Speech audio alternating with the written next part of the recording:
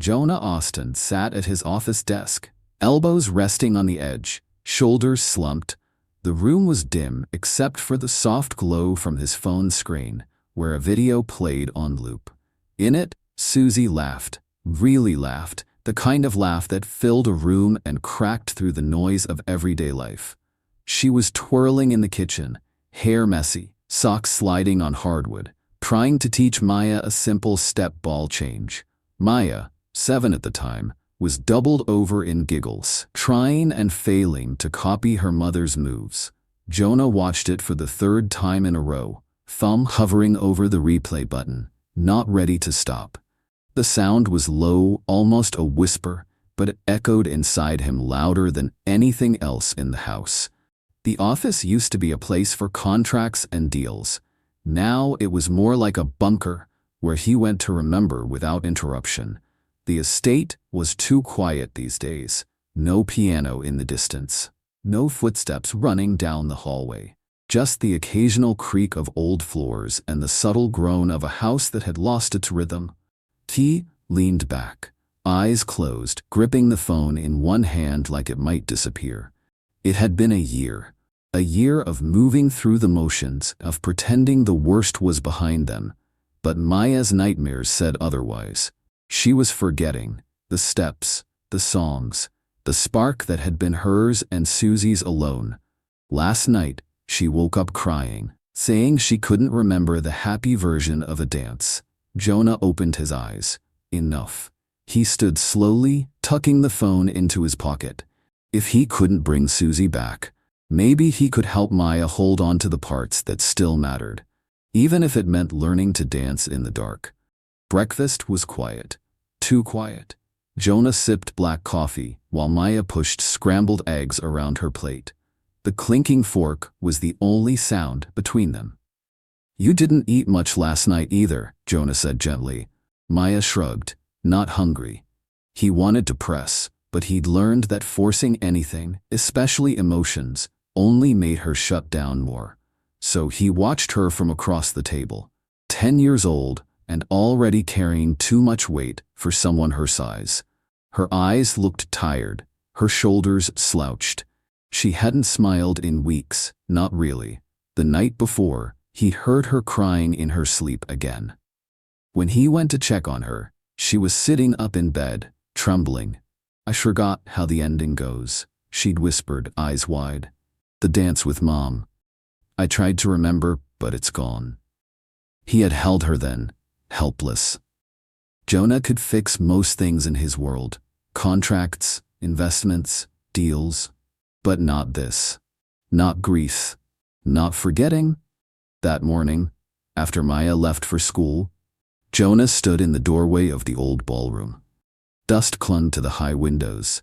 Susie's old speakers sat unplugged in the corner. He remembered her dancing barefoot in that space, Maya spinning beside her in mismatched socks. He couldn't bear to let it all fade.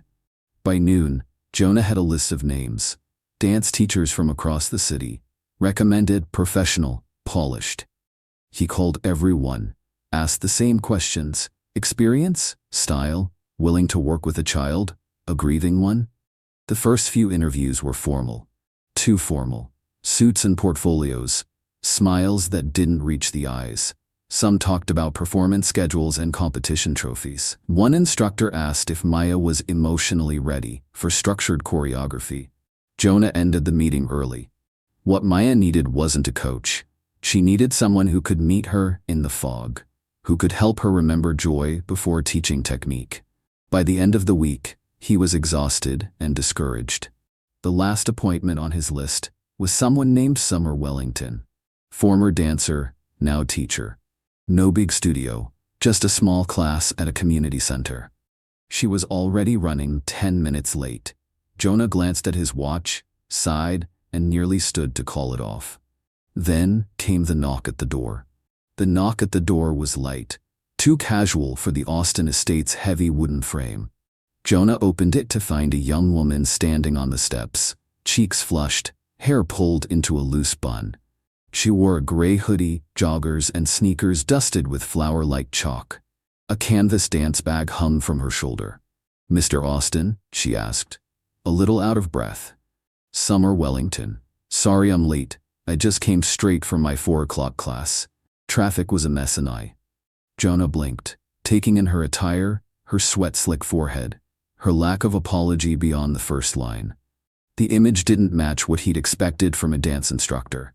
No heels, no portfolio, no rehearsed smile. Yes, he said coolly, stepping aside. We'll keep it brief. Inside, the contrast was stark. Summer walked into the grand, dimly lit sitting room like she didn't notice the velvet chairs or the antique piano in the corner. She dropped her bag beside her feet and plopped into the armchair without waiting to be invited. Jonah sat across from her, measured and stiff. I was under the impression this was a professional interview. Summer laughed, genuinely. It is. I just don't think you need a performance resume to help a kid dance again. You need someone real. He raised an eyebrow. You're late, underdressed, and unprepared. I'm never unprepared when it comes to dancing, she said, without flinching, but I didn't realize I'd be walking into a job interview at Downton Abbey. My mistake. Jonah's jaw tightened. He opened his mouth to thank her for her time and send her on her way, when a quiet voice cut in. I like her, Maya said from the doorway. Both adults turned. Maya stood in her socks, arms crossed, but her eyes were bright, curious in a way Jonah hadn't seen in months. You said you teach at a community center, Maya asked. Summer smiled. Yup, no mirrors, bad lighting, the music skips sometimes. But we dance like nobody's watching, and that's kind of the point. Maya stepped into the room. Did you ever mess up a routine and laugh about it? All the time, Summer said. If you're not messing up, you're not really dancing. Jonah watched the exchange in silence, a frown slowly tugging at the edge of his expression. For the first time in weeks, Maya looked alive. He didn't hire Summer that moment, but something shifted, and he knew it. Jonah stood in the hallway, arms folded, watching through the cracked ballroom door. Maya had insisted on one trial lesson. Just one, she said, with a rare spark in her eyes. Against his better judgment, Jonah had agreed, but only on the condition that he stayed close by. First she opened all the curtains. Sunlight poured in, slicing through the gloom like a spotlight. Then she brought out a Bluetooth speaker and started playing something completely unexpected. Pop music, not classical, loud enough to shake the dust. Maya stood awkwardly at first, arms tucked behind her back. We don't have to be perfect, Summer said, bouncing in place. We just have to move. Like this. She did a goofy, exaggerated spin, then tripped deliberately, flopping onto the floor with a dramatic groan. Maya's mouth twitched. She tried to hold it back. Then she laughed, a real laugh, sudden and surprised. Summer lay on the floor and pointed up at the chandelier. See that thing? She said. One day I'm going to hang upside down from it during a finale. Maya grinned. That's dangerous. Good, Summer said, hopping up. Dancing should feel a little dangerous. Week after week, the lessons continued. Jonah, ever skeptical, kept his distance but noticed the subtle shifts. Maya slept longer. The tears at night stopped. She hummed in the kitchen again. She even began dancing in the hallway by herself, spinning barefoot when she thought no one was watching. Summer never pushed too hard. She taught through games, laughter, and shared mistakes.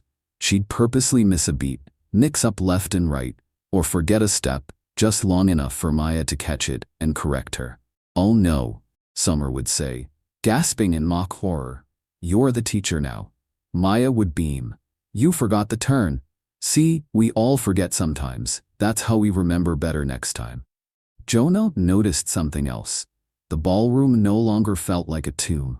It was slowly becoming what it used to be, a place of joy, not loss. One afternoon, after 4 weeks of lessons, Jonah paused outside the ballroom door again. The music had stopped, but he heard Maya speaking. I had a dream last night, she said. Oh yeah? Summer replied. I wasn't scared. I was dancing with Mom, and it was just happy. Jonah stood frozen, eyes closed, heart tight in his chest. That night, for the first time in over a year, Maya didn't wake up crying, and Jonah didn't wake up dreading the silence. The house hadn't healed, not completely, but something had shifted. The rhythm was returning, not the same as before, but new, real. Even as laughter crept back into the halls and music floated from the ballroom once more, Jonah couldn't shake the heaviness in his chest. Every time Maya smiled, every time he saw her dancing again, part of him recoiled. It felt like betrayal, like Susie was being replaced, piece by piece, in silence. He kept the guilt to himself, burying it under routine, checking emails, managing estate business, pretending the ache wasn't growing louder. At night, he'd sit alone in his office, staring at that same video of Susie. Over and over. Her voice, her joy, her presence, it still filled the gaps no one else could reach. But Maya was changing, healing. He saw it clearly, and he didn't know whether to be grateful or afraid. One afternoon, during a break in their lesson, Maya and Summer sat on the ballroom floor, sipping lemonade. Jonah stood in the doorway, unnoticed. "Summer," Maya asked quietly, "do you ever forget stuff that used to be important to you?" Summer paused, setting down her cup.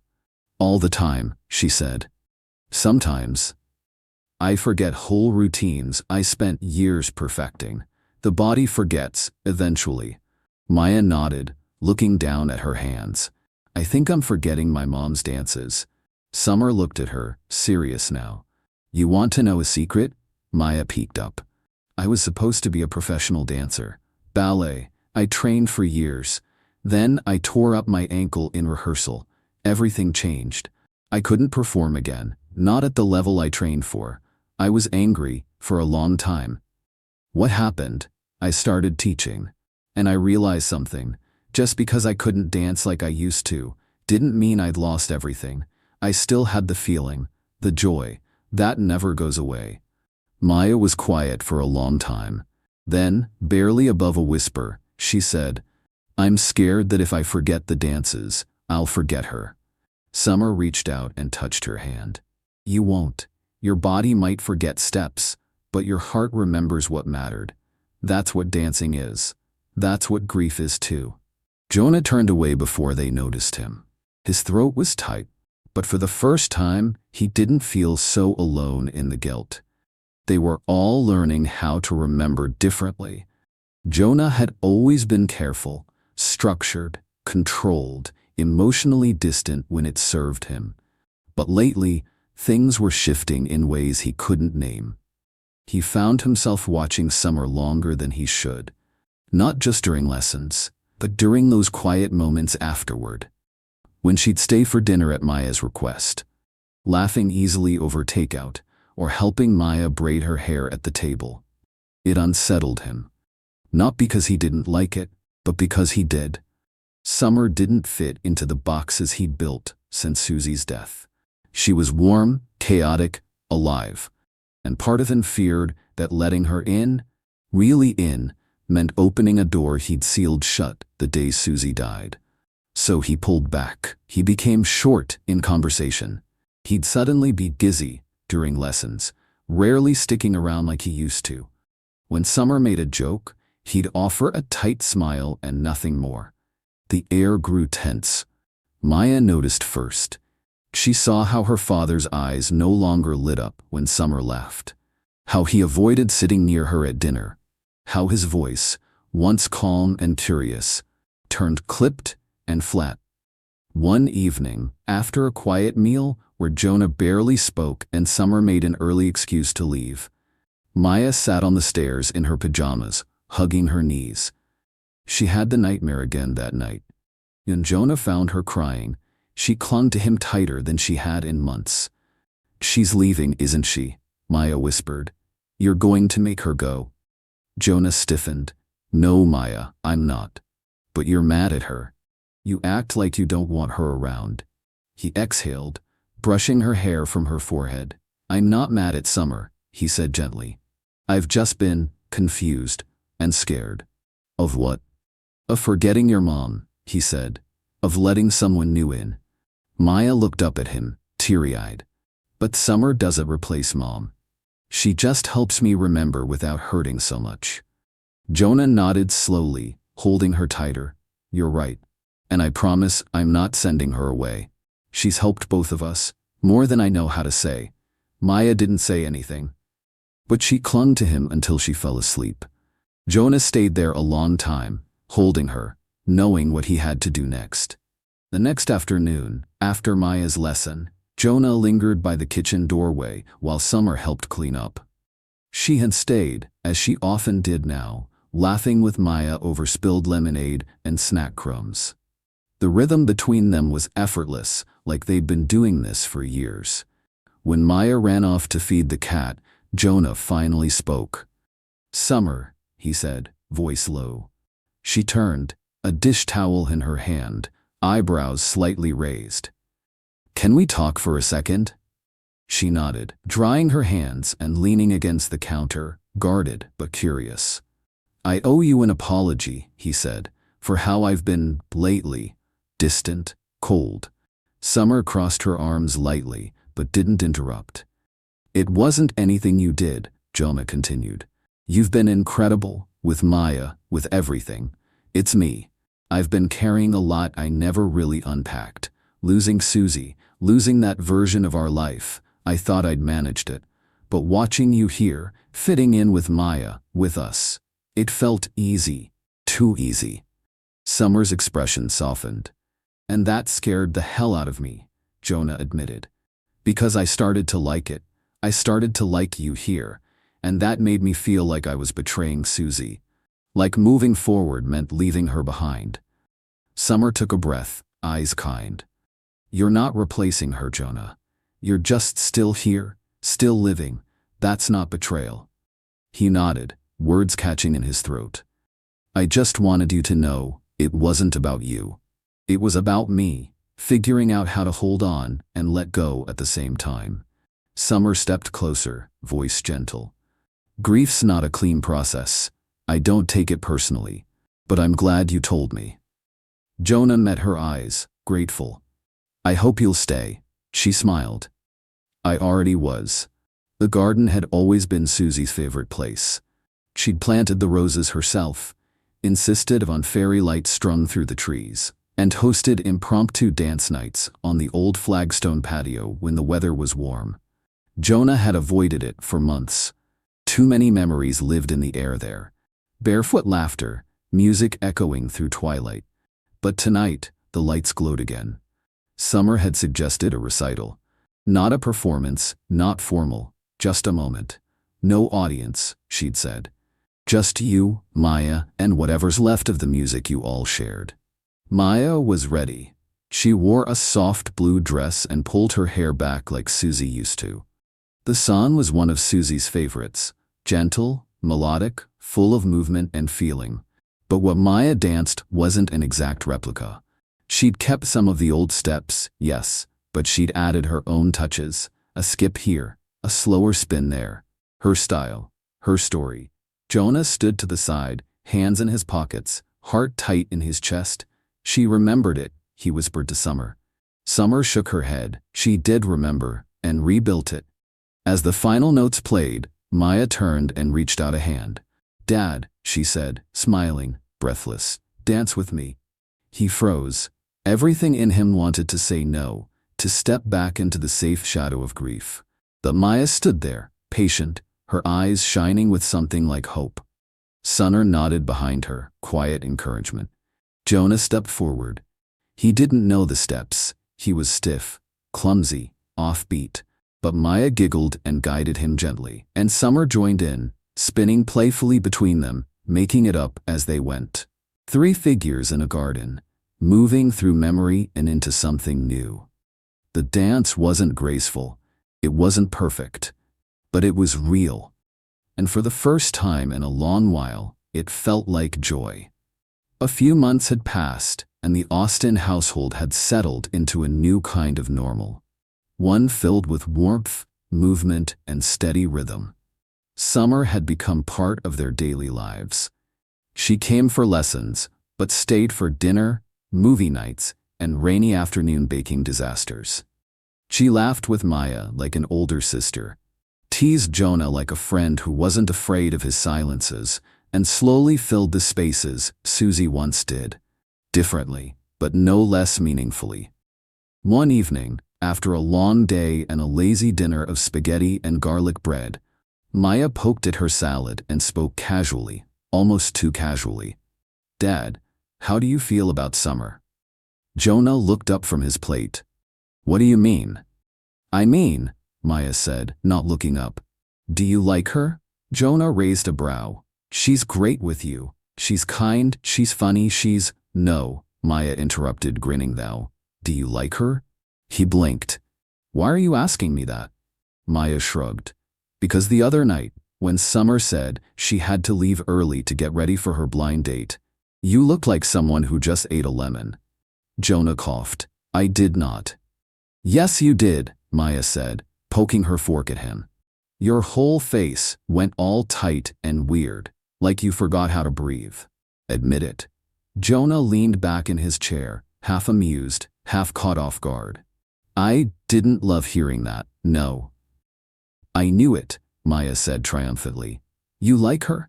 So ask her out." Jonah chuckled softly. "I can't. I'm not ready." Maya's tone turned more serious. "But what if she falls in love with someone else? What if she stops coming around like she does now?" Jonah went quiet. The thought twisted in his chest. "That's enough about my love life," he said with a gentle finality. Picking up his fork. "Let's eat our dinner." Maya smiled but didn't push. The conversation ended, but the idea didn't. Later that night, after Maya had gone to bed, Jonah sat alone in the garden, empty plate in hand, stars overhead, and for the first time he let himself wonder, what if I don't ask? What if she does walk away? Maya had planted a seed, and it was starting to take root. The kitchen had been peaceful until Maya lobbed her little grenade. "So, how was your blind date?" she asked innocently, stirring her juice with exaggerated interest. Summer smiled, brushing a strand of hair behind her ear. "Honestly, pretty good, much better than I imagined. We're going out again in a couple of days." Jonah didn't respond. He just stared down into his coffee, suddenly finding the mug incredibly fascinating. Maya noticed, of course. She leaned toward Summer, eyes mischievous. "How would you feel if my dad asked you out?" Jonah choked mid-sip, coughing loudly as coffee splashed onto his shirt. Summer froze, her smile faltering. "Maya," Summer said, laughing nervously. "That's not—" "Wow. Okay, bold question." "Why not?" Maya said again, clearly unbothered. Summer hesitated. "Well, I think it would be complicated." Jonah finally looked up, tense. "Complicated how?" Summer glanced between him and Maya. "Because I'm not the kind of woman you date. Let's be honest, I'm not exactly your type. I'm not polished. I'm not part of your world." Jonah straightened in his seat. "What the hell does that mean?" Summer blinked, thrown off. "It means you're used to people who match the estate, Jonah. Quiet, put together, elegant. I show up late in hoodies and track pants." He frowned. "That's not fair." "It's true," she said, her voice rising. "You didn't even want to give me a chance when I showed up the first time. Admit it, you thought I didn't belong here." Jonah stirred now, the tension too much to keep seated. "Yes, I was guarded. I had just lost my wife. My daughter was breaking. And then you came in, all energy and color and life, and it scared the hell out of me." Summer stood too, defensive now. "So you admit it? I don't belong in your life." "That's not what I said," Jonah snapped. He took a breath, trying to rein it in, but the truth surged forward anyway. "You're in my life whether I planned for it or not, and every day I think about you. I think about your laugh, your stubbornness, the way you light up a room Maya couldn't even walk into a year ago." Summer's jaw tightened. "Then why do you act like I'm temporary? Why did you freeze me out the second things felt real?" "Because I'm terrified," Jonah said, voice breaking slightly. "Because you fit, and I wasn't ready for that. Not after Susie, not after everything. And now, you're going on dates with someone else. And I'm here thinking how stupid I was to let you slip into my life without realizing I wanted you to stay." Summer stared at him, stunned. Her expression softened for a flicker of a second, then hardened again. You can't just say that now. Not after months of pushing me away. You don't get to pour your heart out like it's a light switch you finally turned on. I didn't plan this, Jonah said, stepping closer, but I can't ignore it anymore. Summer stepped back. I have ignored it, because I thought I knew where I stood with you. Clearly, I was wrong. She turned sharply, heading down the hallway before he could say another word. The bathroom door slammed shut, followed by the sound of the lock clicking into place. Jonah stood there, chest heaving, hands clenched at his sides. Inside the bathroom, Summer leaned against the sink, eyes brimming with tears. Her breath came in short bursts as she tried to make sense of what had just happened, of the storm they'd both just walked into. It wasn't rejection, it wasn't acceptance, it was raw, messy truth, and it hurt more than she expected. Summer hadn't been back to the Austin estate in over a week. She sent a substitute from the community center, a sweet, well-meaning instructor named Danny, who tried her best but lacked the spark Maya had come to expect. The lessons still happened, but the music felt different, duller, faded. By the third no-show, Jonah had had enough. She's not doing this to us, he said, setting down his coffee with finality. Get your shoes, Maya. They drove in silence, Jonah gripping the steering wheel a little too tightly, Maya staring out the window, both of them holding questions they didn't know how to ask. When Summer opened the door, she looked shocked to see them. Her eyes widened. She was still in workout clothes, hair undone, no makeup, completely unguarded. Maya, she said softly. Before Summer could say another word, Maya threw her arms around her, holding tight. Summer froze, then melted into the hug, her eyes already glassy. Maya stepped past her into the apartment like it was her second home. Jonah stayed on the threshold, quiet for a long beat. Finally, he met Summer's eyes. Are you leaving us? He asked. Summer looked down. No. I just needed time to think. Think about what? He asked gently. She took a breath. How I could possibly fit in your world without changing who I am. Jonah stepped closer, voice low and raw. Summer, we don't need you to change. Who you are is what brought this family back to life. Her eyes filled again, tears spilling freely now. I'm a mess, Jonah said, almost laughing through the tension. I've been in therapy since Susie passed. My therapist asked me last week what caused the shift in my mood. I told him the truth. He looked her dead in the eye. I said I think I'm falling in love again, and, for the first time, I didn't feel guilty. Summer covered her mouth, a quiet sob escaping her. And then, Jonah said, taking one more step forward, voice shaking, he told me not to waste it. So, Summer Wellington, will you go on a date with me? A tear slid down her cheek. Then a smile broke through. She laughed, wiping her face. Yes, Jonah. Yes, I will.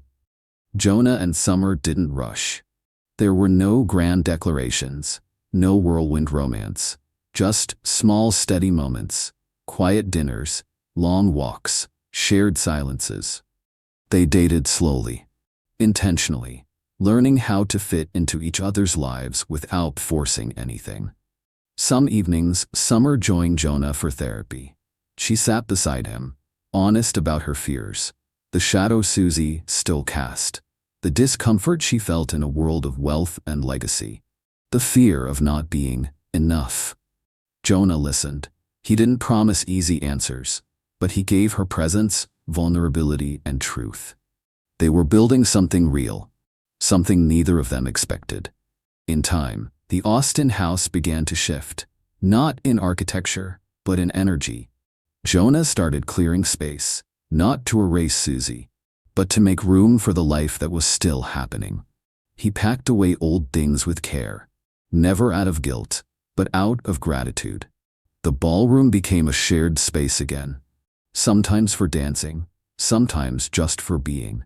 Maya, now vibrant and steady, no longer clung to fading memories. She danced with new purpose, choreographing her own routines. Ones with skips and hops and twists Susie never taught her. She dreamed of becoming a teacher one day, like Summer. And Summer, she stayed. Not as a guest, not as a hired hand, but as part of them. She still wore hoodies, still tripped on her own feet sometimes, still brought chaos into the quiet. But it was a beautiful chaos, a needed one. She didn't replace Susie. She never tried to. Instead, she brought color where there had been only gray. Movement where there had been stillness. Music where there had been silence. They were a family. Imperfect, healing, whole in their own way. And every now and then, when the music started, they danced. Awkwardly, lightly, together. The end. Hope you enjoyed this wonderful story by Green Tea Tales. Help our channel to grow with likes, shares, and subscribers.